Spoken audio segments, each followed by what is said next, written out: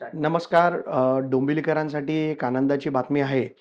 आत्ताच कल्याण डोंबिवली महानगरपालिकेच्या परिवहन व्यवस्थापनाने येत्या 4 मार्च 2026 रोजी डोंबिवली मोठागाव येथून ठाण्याला जाणारी बस सेवा सुरू करण्याचं आज मला पत्र प्राप्त झालेलं आहे. मी कल्याण डोंबिवली महानगरपालिकेचे आयुक्त, त्याचबरोबर परिवहन व्यवस्थापक यांचे खूप खूप आभार मानतो, की त्यांनी माझ्या या केलेल्या मागणीला, जी डोंबिवलीकरांची मागणी होती, की रेल्वेने प्रवास करणं ठाण्यापर्यंत शक्य होत नाही, अपघात होतात, लोकांचे मृत्यू होतात आणि त्यासाठी बस सेवा सुरू करावी अशी मी मागणी केली होती. प्रायोगिक तत्वावर ही बस सेवा येत्या 4 तारखेपासून डोंबिवलीकरांसाठी सुरू होते.